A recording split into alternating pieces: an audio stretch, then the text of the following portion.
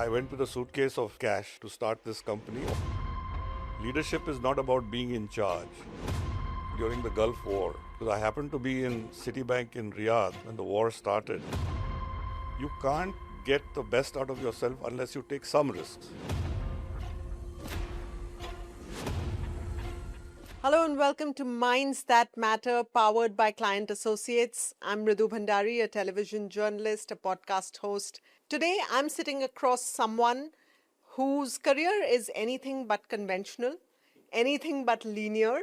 He's someone who has his journey has spanned continents, industries, reinventions of many kinds, from setting up Sri Lanka's first market research firm at just the age of 25 to navigating advertising, marketing, brand management, consumer banking, wealth, asset management, and lots more. He's someone whose journey is not just inspirational, it's actually a master class in resilience and adaptability. It is my immense pleasure to welcome onto the podcast today Rajiv Inamdar. Thank you so much for joining us, sir. 41 years of professional life. Wonderful to have you here and discuss and decode all that went into it. Thank you, Mridhu, for that wonderful introduction. I'm really happy to be here and to be able to share some thoughts with you today. Well, so let's start at the very beginning. You grew up as the son of a Navy admiral, went off to boarding school pretty early in your life at just 10 years of age. So, in that sense, independence came pretty early to you. How did that help shape your decision making and your journey? And, did all of these different opportunities in life find you, or was there some restlessness that was always there by design? Okay, that's many questions in one. So let me tell you a bit about the early life. So you're right. I was the son of a naval officer, and you know how it is in the Navy. You get transferred every few years to some other location, some naval base or the other. So I was moved around from central school to central school for many years. And then my father decided that this peripatetic life is not a great thing for a young boy. So he decided to put me into Lawrence School, Lovedale, which is a boarding school in the Nilgiris. Wonderful school, 700 acres of grounds, couldn't ask for more. I think learning to live by yourself and grow up yourself without the comfort of your parents nearby does instill a lot of confidence, a lot of abilities to handle life a little bit better when things don't go your way. And learning those lessons, I decided that I would send both my sons there too. So they also finished from the same school. Wow, fantastic. Now, if we look at your journey from the outside, you've never stayed in one lane. You've always been changing lanes. You've gone from, marketing, advertising, into banking, into asset management, into knowledge management, uh, written books along the way. Well, what really makes you shift lines? How do you decide that now I want to pivot to something else? And second, it's not easy to start over, right? It requires a different kind of mindset. You've achieved a certain seniority level in a certain industry. How do you keep on starting over? Well, I guess it reflects a little bit of restlessness on one's part. But I think again, I have to go back to my education. So after doing this stint in boarding school, I did my college degree from Elphinstone College, Bombay, and then got into IIM Ahmedabad at a very early stage because I was actually one of the youngest people in my class. Many of my batchmates had come from industry and were much older. But the great thing about the MBA program, which is based on the case method of learning, at least in the IIM Ahmedabad, is that it teaches you about all kinds of business situations because they have cases from various different industries and gears you to become a general manager, okay, in all these different situations or industries. So that basic grounding is there. It prepares you for doing all kinds of different things. Yeah. It does not teach you how to become a specialist. What it teaches you is how to become a great generalist. So you start life with the reasonable confidence that you can actually run organizations in different industries, different markets, etc., without feeling too shy about it. So I think that basic grounding helped me. But the fact that I would actually change different careers was more, I think, a series of fortuitous accidents than my actually going out and looking for something. And it's all due to, in my view, the power of networking. So, apart from the first job that I got, which incidentally was a mistake, and I'll tell you that story, all the other jobs I had in 41 years, across countries, across industries, were because I happened to know my employer in some fashion or the other, and they, in many ways, approached me Right. and said, "Would you like to try this out?" So I have a whole Did series you of often stories say like that. yes to opportunities before you even felt ready for them? Some did actually happen that way, yes. For example, my shift into banking, I had never thought I would end up being a banker. My wife started life as a banker, but I was not interested in banking to start with. But I spent 10 years in banking. And that's because the guy who hired me actually was a batchmate of mine who rose to a very senior position in Citibank. And he said, "Why don't you try this out?" And I did. And I thoroughly enjoyed it. And when you were very young, at 25, you went to Sri Lanka. You started something from scratch there, right? From hiring the talent for the organization to training them to getting clients. Um, did that whole responsibility at that early age really shape you up for the rest of your career, you think? And Sri Lanka was not the most peaceful country at that point in time. So, what was that experience like? Well, I have to say, I think that period was the most important defining moment of my career. This was the early 1980s. It was 81 January is when I landed in Sri Lanka. And it was literally, I went with a suitcase of cash, okay, to start this company on behalf of a global group, of course. And we started with joint venture partners, who were Sri Lankans, the Maharaja organization. But why was it defining? Number one, I was all alone. We actually set up two companies. The other company was an advertising agency, which is JWT Sri Lanka. And the other was, and mine was the market research firm, which is called LMRB. But I was all alone setting this place up. And I had to literally do everything single handedly. I had to find an office, I had to recruit and train staff. I had to even train clients because they didn't know what market research was in those days in that country. I had to work with the government. I had to work with the compliance authorities. I had to deal with financial services management, everything. And on top of that, as you said, it wasn't a peaceful country. It was very peaceful until July of 83. Right. But in July of 83, a long standing, simmering issue came out into the forefront. And the Sinhalese and the Tamils clashed, and the Tamils were very badly affected. And the ethnic riots were the worst that I've ever encountered in any part of the world. And one had to survive all that. And that is what taught me what leadership is about.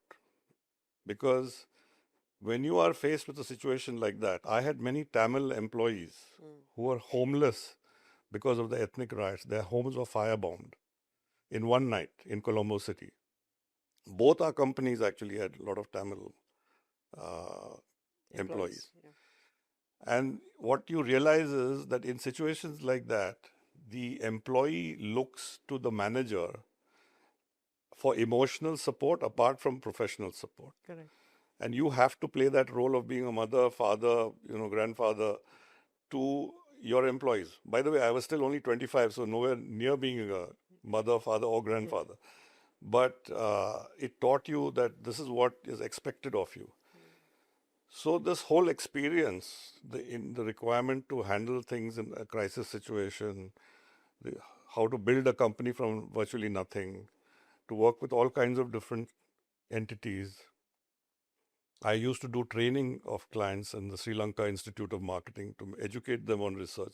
So many different aspects, right? Yeah.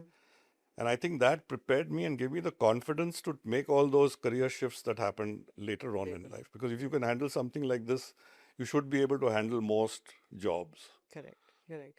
So, if you had to look back and think, particularly of that period of your time in Sri Lanka, and cull out maybe one leadership mantra or, a piece of advice that you would now give to your own 25-year-old self who was sitting there in the middle of those riots, what would that be? So I think, I mean, from that particular experience, I think you have to realize one thing, that if you're leading a company, you have to treat your employees as if they are family. I read a wonderful line in a friend's article on leadership recently. It said, leadership is not about being in charge. It is about taking care of people who are in your charge. And in situations like this, you really realize how important that is. So if I were to give advice to somebody wants to be a leader, treat your employees as if they're your family. Now, you also describe yourself as a very people oriented, democratic leader who is happy to allow, teammates to make mistakes, to fail spectacularly, and you've got their back. But as a leader, how do you decide who is worth betting on? Because all team members are different, right? Well, I think, see, if you have to run a company efficiently and you have to simultaneously take care of your employees, you have to build certain systems into the situation, right? The one very interesting one which I learned over the years, and I think I found this out when I was with Nielsen, was a principle of line of sight. What is the line of sight? If you're the CEO, you have some goals, targets, ambitions for your company. You have to lay those out and preferably attach quantitative measurements to each of those things. So numbers, right? Wherever possible. Let's take a number like customer satisfaction. If you're in the service industry, a bank, a research firm, advertising, whatever, customer satisfaction surveys are often done, and there is a score that you get as an organization. And the CEO's job is to keep improving that score and move it from an average of 3 out of 5 to maybe 4 out of 5 or 4.5 out of 5. And if that happens, the CEO himself gets rewarded by his board of directors or his bosses, right? That line of sight has to percolate down to the entire organization. And every level has their own set of goals. They don't necessarily own all the goals that the CEO has, but some part of it. And they translate those further down the line. So basically, every employee in the organization has some target, some goal, some ambition, which is linked to what the CEO is expected to deliver. True. If you build the system into the organization, you can be very fair and transparent when you say that you will be rewarded and you will not be rewarded. Because here are the numbers, right? So you, at the same time, you don't punish the person for not delivering. You help the person through HR, communication, through training, through various kinds of situations to meet the numbers that he wants, that you want him to meet. Right. But you have to have the system in place, because then you are viewed as a fair leader, and an empathetic leader, and people appreciate you for being so transparent and fair and telling them where their weaknesses are. Right. I had this strange incident where I was running one particular organization and I fired an employee for incompetence and not delivering. He remains till today one of my greatest supporters, and he wishes me a happy birthday every year because he feels that I was fair when I told him that I can't continue to employ you. So let's also talk about your book. Right. 41 years of professional life distilled into a book. Must have been quite challenging to write that one. First, what made you want to write a book at this stage in life, and who is the book really for? Well, I had been writing articles, some in newspapers, some on LinkedIn, etc., on different topics pertaining to my career and my experiences. And then what happened was when COVID hit us, work kind of ground to a standstill. I was doing some consulting work then, I was already retired. And the consulting work kind of dried up because I was consulting for the market research industry, and market research firms were hit pretty badly. Correct. So while looking through some of this material, I realized that there is a book lying in there somewhere, but it would need some restructuring and creation of a storyline and a date line, etc. So I decided to work on that for a year and converted all that material, plus I added some more, uh, and then came up with this book. And then I realized that over the years, I have picked up some lessons and some ideas and so on about management. Yeah. So I tried to build that into the book as well. So when you ask who is it for, I would say it is targeted at a younger audience, people who are at an early stage of their career, Right. who realize if they read the book that you can pretty much do anything you put your mind to if you have the decent education and decent, access to decent resources.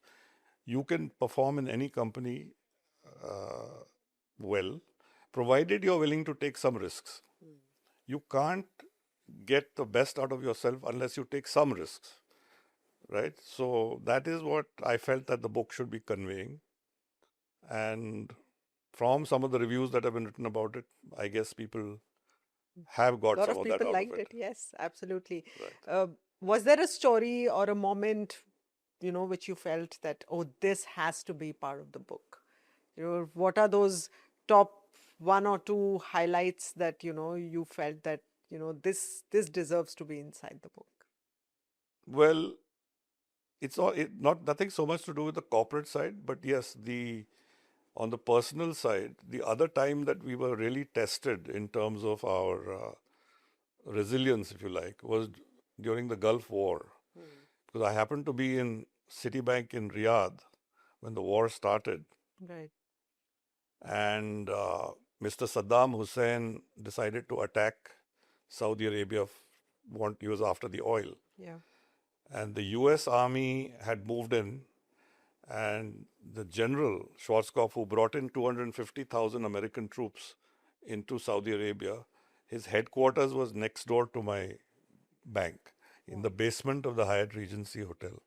I'd stayed in that hotel for 3, 4 months before getting my own accommodation in Riyadh, so I knew all the staff very well. Yeah.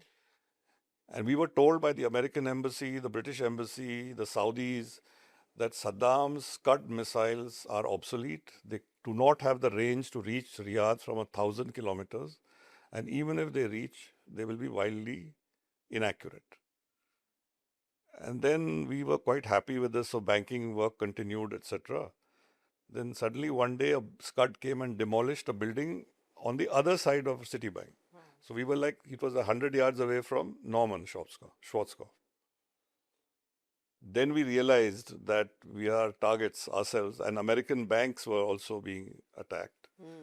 So we had to, we were anyway very worried about germ warfare in those days. Right.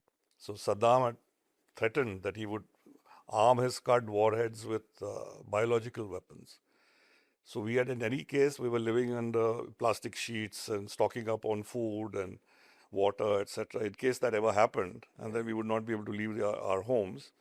But when this actual attack happened, then we were evacuated. We were taken by bus to Jeddah on the Red Sea, stayed in a hotel for 1 week. This was all the guys from the eastern side of the world. So the Indians, the Pakistanis, the Filipinos, the Sri Lankans who were all working in Saudi Arabia were taken to Jeddah, and then we were all flown back to Delhi, and then from there the other nationalities went to their homes.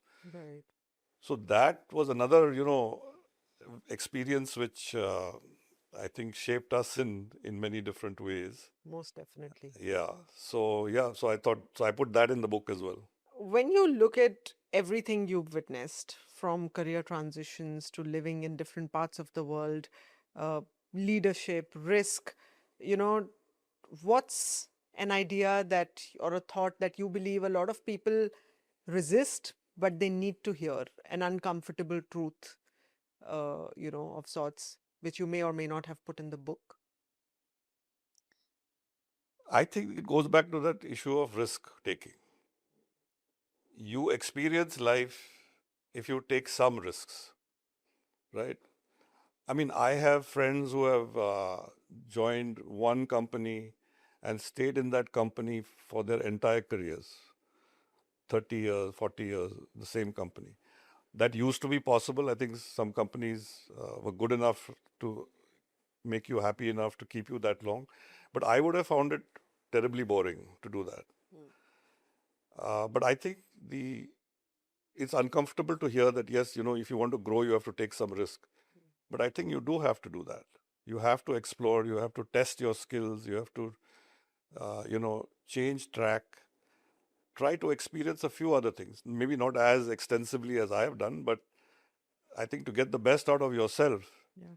you have to do that. And that applies not just to careers. I think it applies, for example, to sport, right? You have to test yourself by going the full hog to see if you can make it, Yeah. become a champion, And let's also talk about risk appetite in wealth creation.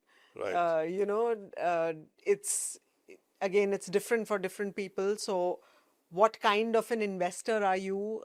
Currently, we are in very volatile geopolitical times. Right.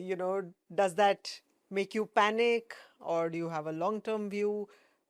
How do you go about investing and the relationships that you create with your financial advisors, wealth advisors? What does that look like? So, what kind of investor I am is, I think, I've become now a very calm investor. You And weren't earlier. well, I didn't know enough about it, right? So, I think if I had been exposed to kind of situations you are being exposed to now, or were during the financial crisis, I would have been reacted perhaps differently. Right. But though I did actually, I ran mutual funds and stuff like that, so I had a decent technical idea about the whole business. But I wasn't a very active investor in those days. Right. A lot of thanks for this goes to client associates because they have always given the same consistent advice, right? Which is don't panic, stick to your goals, your investment goals. Be a disciplined investor. In the long run, everything works out. And actually, they say that even about equity investing. In the long run, there is no risk. Yeah. So if you stay focused, disciplined, follow the asset allocation model that is designed for your particular stage in life, keep going back to that. Don't try to wander away from that and try out things unnecessarily. Ultimately, things always work out for you, but you have to be patient. You've created a very busy retired life also. Was the transition to retiring from a corporate job hard in the first place? Not at all somehow. I never felt really that I had time on my hands or that I'm bored or because as you said, I play a lot of sports, so I'm on the tennis court or golf course 6 days a week. Right. I travel quite extensively. I fortunately both my sons are in nice places. So my elder son lives in Zurich. He's a private banker there, and my younger son is living in near Denver, Colorado, beautiful part of the world. So we travel to the US and to Europe almost every year. Right. And then I'm involved with, I was involved with some consulting. I wrote the book. Uh, I help out on a company board. So I'm pretty busy. You're pretty busy, but for anyone who is at that stage of life where they are going to be retiring soon, what's your advice and how tough is it to manage your own time and be the master of your time and follow that discipline? Because what a corporate job also gives you is structure and organization to your day and, a forced move that you have to get up and get out of the house and start your work at a certain time. Do you think that part can be challenging for individuals who are not so self-driven? Yes, I'm sure it would be if you had a very busy career and you suddenly find that you're no longer as much in demand, for example, by whether it's your kids or or colleagues or friends, then yes, I think time can hang on your hands. But the advice I would give is that, and this is also borne out by a lot of medical research, that you have to keep your brain active and you must learn new skills and new things, whether it's doing the crossword, whether it's playing a game, whether it's traveling, whatever. Your brain needs stimulation. So I would say if you can manage to fill your time with the right kind of inputs, you can delay this boredom and delay also deterioration in health and mental health. So, do you think this whole notion of retiring early, that 30 somethings and 40 somethings are after today, is actually detrimental to health? If you don't replace it with something which occupies you mentally and physically, yes, it can definitely be detrimental to your health. We are all designed to be active for a large part of the day. We are not designed to be sitting on a couch and watching TV, because that affects everything in your body. In fact, I have a reminder on my watch which says time to stand up, right? So it means you have to be moving, you got to be doing something. And you're 70 plus and you have a discipline that most 20-year-olds would be envious of. So, were you always like that, or is this a habit that you've cultivated over time? Was there a point in time that you decided that, okay, physical fitness has to be number one now? No, actually, not really, because I tell you one thing. Again, I go back to my boarding school. In a boarding school, your day is structured in such a way that it includes various components which are essential for good long term health. Number one, there is always sport or some form of exercise every day. There is always something to do with a hobby. For example, you were taught either music or debating or dramatics or whatever, right? Painting. So that's the other part, hobby. Have a good interest. Third, of course, is academics. So you're studying or working or whatever. And your entire day is filled with something or the other. I think even when you leave boarding school, you try to find those things to do in your real, adult life. Right. So highly recommended. That's why I'm a great proponent of boarding schools. Though my wife would say, you're an idiot. But I was very happy that I sent both my kids to a boarding school. Right. Well, finally, to all the young listeners or watchers of this conversation, people who are very ambitious but might be uncertain or might be risk averse at this point in time, what's a lesson from your journey that you'd like to leave them with? So there are a number of lessons actually which are there in my book, in one of the chapters. So I don't know if there's really one lesson that I would pick up, but I go back to that question of taking chances, taking risks with your career. I think it is well worth exploring what you are really meant to do in life, right? Because many people get into a job or get into some role without really thinking about, is this something I can do for the next 40, 50, 60 years? And I think you miss out on a lot if you don't explore. So that is the advice I would give to a youngster coming out of a business school or coming out of college and looking for a job. Keep searching until you find what gives you true joy and true happiness in terms of a career.